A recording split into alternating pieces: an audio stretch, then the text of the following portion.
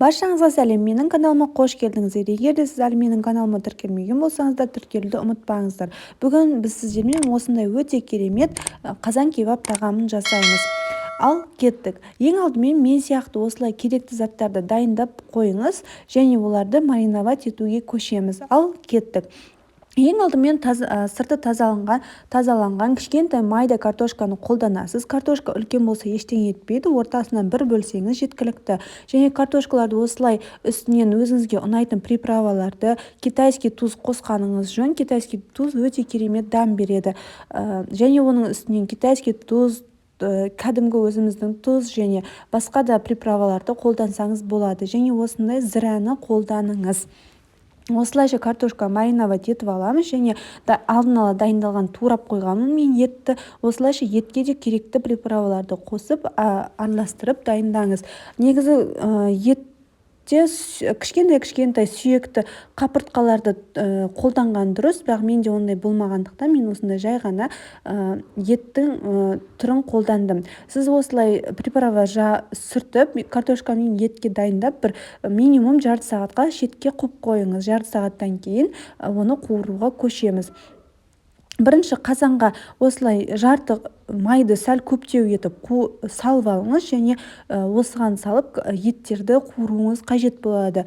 Негізі бірінші етті қуырғаныңыз дұрыс. Сонда сіз етті қазір қуырсаңыз, оның дәмі майға шығады. Кейіннен картошка қуырсаңыз, сол дәм картошкаға беріледі. Сондықтан да бірінші картошкадан алдын етті қуырып алыңыз. Осылайша да золотистый корочка болғанға дейін еттің барлығын қуырып алыңыз, видеода көрсетілгендей етіп. Және осылай сәл майыны сырқытып алуыңыз қажет болады. Кейіннен осылай қызып тұрған майға қайтадан картошкаларды салып, фри сияқты сырты золотистый болғанға дейін қуырасыз, видеода көрсетілгендей етіп.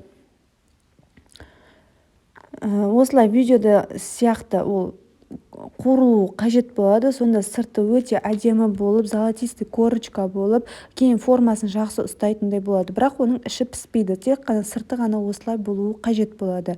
Кейіннен оны екеуін пісіріп алғаннан кейін қазанда майды төгіп, ситодан өткізіп, оны недегі приправалар осылай қазанның түбінде қалса ештеңе етпейді, қайта жақсы оның дәмі барлығы беріліп отырады. Осылайша етті қызып тұрған кішкентай майға барлық қуырып алған етімізді дайындап салып қоямыз. Видеода көрсетілген етіп, және жабысып қалмауы керек. Астын сәл-сәл қозғалтып тұрыңыз.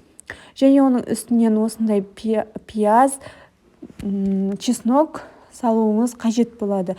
Мен бір семьяға дайындалатын ингредиенттердің мөлшерін төменге жазып кетемін, бірақ сіз оны өзіңіз көбейтіп азайтуыңыз болады.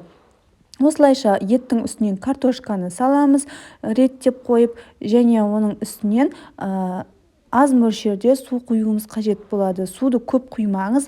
Осы мен жазған ингредиентке мен төменде жазып кеткен су жеткілікті болады. Барлығыны видеода описанияға жазып кетемін. Бұлған өзі суды қосудың қажеті жоқ, ол жаркое емес. Бұл қазан кебап осында сәл сухой болады. Осылайша бетін жауып, жай отта бір сағатқа ет піскенге дейін пісіріп аласыз. Осымен біздің тағамымыз дайын болады. Оны кейін алғаннан кейін абайлап картошкаларына формасын бұзып алмай алуыңыз қажет болады. Егер де сіз тек қана обычный жаркое істегеннен гөрі осындай необычный қазан кебап тағамын істегеніңіз де дұрыс. Егер де сізге менің тағамым ұнаған болса, рецептілерім ұнайтын болса, комментарий жазып, сұрақтарыңызды комментарияға қалдырып, лайк басып тіркеліп кетуді ұмытпаңыздар. Астарыңыз дәмді болсын. Келесі көріскенше.